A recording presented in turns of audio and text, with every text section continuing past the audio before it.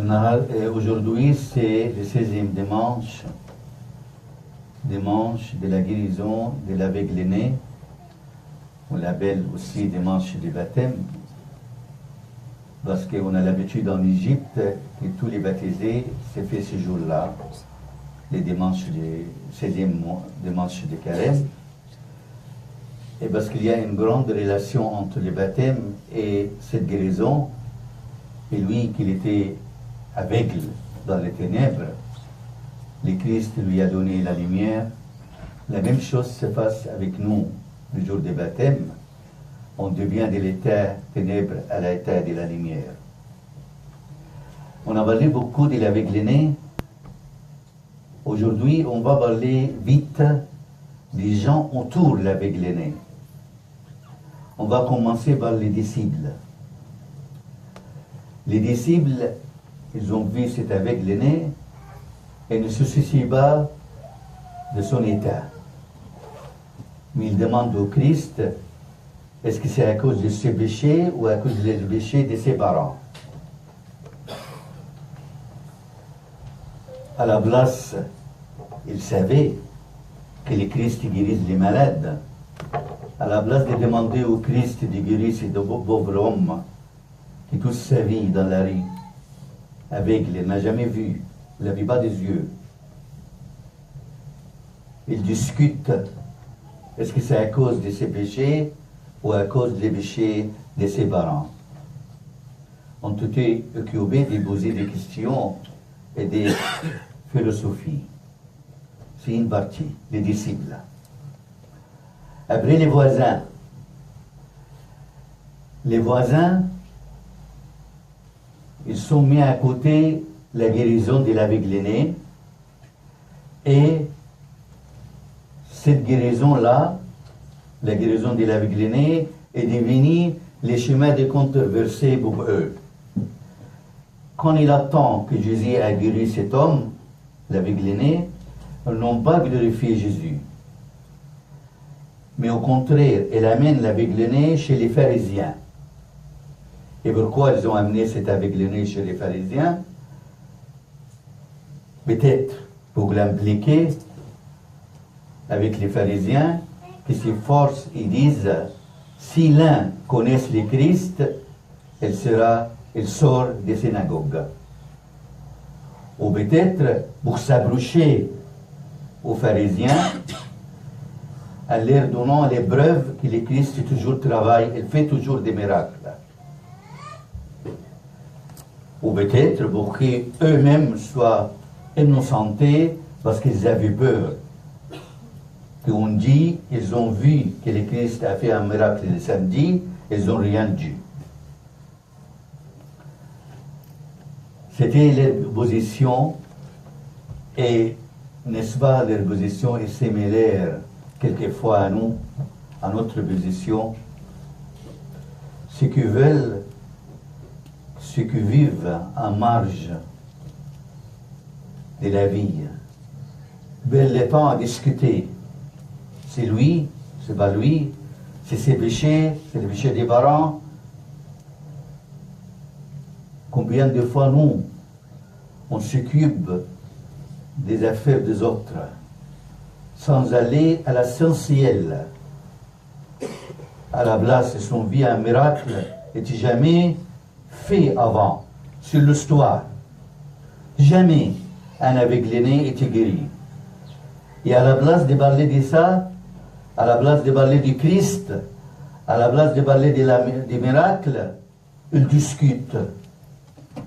C'est lui, non c'est pas lui, c'est qui a fait ça, c'est ses péchés, c'est les péchés de ses parents. Nous aussi, quelquefois, nous tombons dans cette même situation. Et troisième partie des gens, c'était les pharisiens. Les pharisiens, leur vrai problème toujours, c'est le rejet de la foi en Jésus. À raison de leur stricte loi. Samedi, il ne faut pas faire du miracle. Elles sont à la lettre. Elles sont laissées l'esprit à côté. Travail à la lettre. et il y voit une divine. Il y a une partie qu'ils ont dit, une partie des pharisiens, ils ont dit comment un homme pécheur peut-il faire de tels signes, de tels miracles. Il y a une partie qui commence à réfléchir, comment c'est un homme pécheur qui casse les sabbats, qui casse les samedis, et il peut faire des miracles. Mais nous tous, quand nous fermons les yeux de notre cœur, comme les pharisiens, il aura la filiation impudente. Vous voyez qu'est-ce qu'ils ont fait les pharisiens? Ils l'injurent. Ils lui disent, c'est toi qui es son disciple. Mais nous, c'est de Moïse que nous sommes disciples. Nous ne sommes pas les disciples de cet homme pécheur. Il parle de Christ. Il a fait des miracles que tu n'as jamais fait déjà. Ça, c'est les pharisiens. Ils attendent l'oppression et la vigueur. Ils l'ont fait sortir de la synagogue. Il lui dit, allez dehors. Brevet de tous ses droits, soit civils ou soit religieux. Ça, c'est la deuxième partie. Troisième partie. Les disciples discutent autre chose que les miracles. Les voisins, ils discutent autre chose que les miracles. Les pharisiens, ils comptent sur la loi, la lettre. Ils ne voient pas les miracles. Et on arrive aux parents, les deux parents. Les parents qui fuient la réponse. Les pharisiens disent, c'est ton fils, votre fils? Oui, c'est mon fils. Comment il était guéri? Et c'était dans la journée, tout le monde a vu les miracles. Il dit, on ne sait pas. Il est adulte, va lui demander lui-même. Et quelles sont les raisons à laquelle les hommes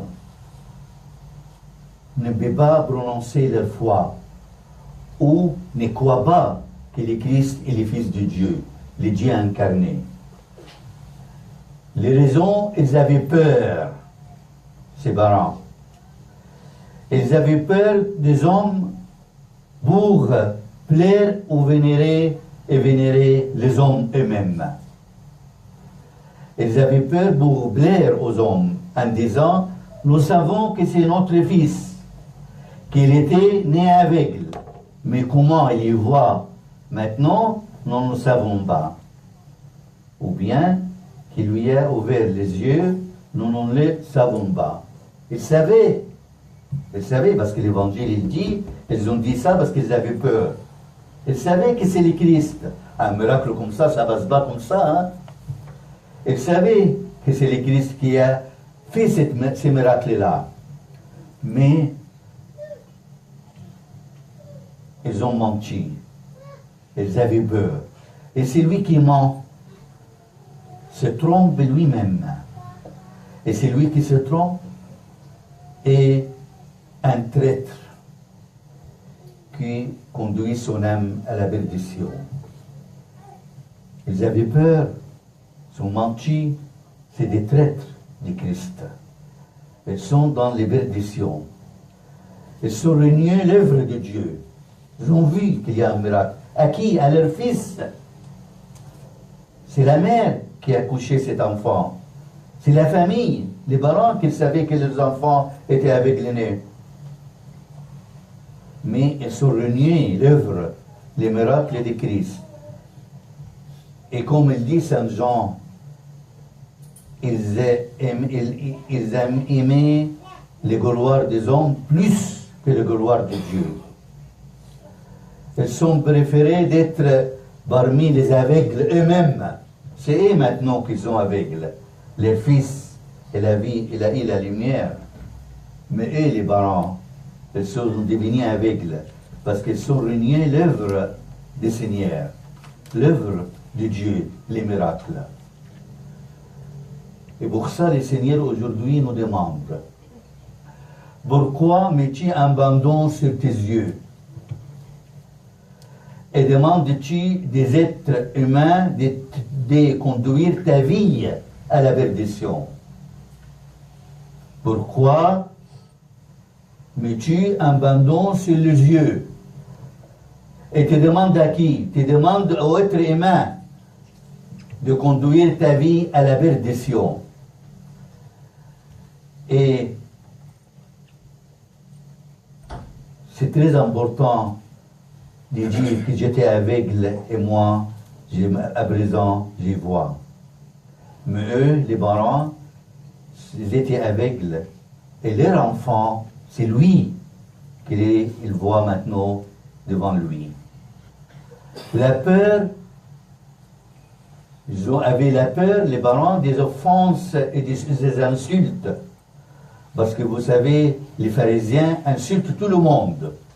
C'est lui qui ne marche pas à la lettre, c'est lui qui casse les samedis, on l'insulte, on l'enfonce, offense. Et nous aussi, parmi nous, maintenant, il y a des gens qui fuient la vérité, de peur qu'ils seront insultés ou qu'ils seront offensés. Comme c'est écrit aujourd'hui, on a entendu dans la Bible, l'Évangile, les Juifs étaient convenus que si quelqu'un reconnaît Jésus pour le Christ, il serait exclu de la synagogue. Et le Christ a déjà nous a dit, hein, qu'est-ce qu'il a dit le Christ? Il a dit, on vous exclure des synagogues. Bien plus. Bien plus. Entendez. L'air vient de où quiconque vous tuera, ben sera rendre un culte ou un service à Dieu. On est arrivé à ça maintenant. On tue nos enfants et ils croient qu'ils rendent service à Dieu, rendent une culte à Dieu. Voilà les gens autour de Christ et autour de l'aveugle-né. Mais à la fin, on arrive à qui? À Christ, au Christ lui-même. Jésus qui a guéri l'aveugle-né. Avec ses différences de réflexion, Jésus restait unique. Jésus restait l'amour, la tendresse, les miséricordes, la douceur, la gentillesse. Et pour ça, on ne peut pas aujourd'hui méditer les miracles de l'aveugle-né sans entendre la parole du Seigneur dans les livres de Jérémie qui dit « d'un amour éternel, je t'ai aimé. D'un amour éternel, je t'ai aimé. Aussi t'ai-je maintenu ma faveur. » Le Christ, autour de lui, il avait une partie s'occupe de la philosophie. Qui a péché? Lui ou ses parents? Autre partie, les voisins, c'est l'hypocrisie. Ils sont hypocrites. Ils veulent s'approcher aux pharisiens. Troisième partie, les pharisiens, c'est la loi, la lettre que tue. Quatrième partie, les parents, c'est la peur. Et le Christ reste unique. C'est lui le seul s'occupe de l'aveugle-né, s'occupe de son corps et de son âme, de son corps et de son esprit. Il lui donne la lumière par les miracles, il voit, mais après, quand il sait que les pharisiens ont l'a mis dehors, il va les trouver pour lui donner l'autre lumière spirituelle, la foi en lui, en Jésus-Christ. Alors aujourd'hui, il faut savoir, il faut qu'on sache que le prix des péchés, c'est la mort, c'est les ténèbres. Il n'y a qu'un seul que peut pardonner nos péchés. Il n'y a qu'un seul qui nous aime, un vrai amour, comme il dit, d'un amour éternel. Ne change pas l'amour du Seigneur. L'amour de l'homme, ça change tous les temps. Mais l'amour du Seigneur, c'est éternel, ne change jamais. Il nous dit aujourd'hui, il a dit à l'évêque Léné, il nous dit à tous, d'un amour éternel, je t'ai aimé, aussi t'ai maintenu ma faveur, à lui la gloire éternellement. Amen.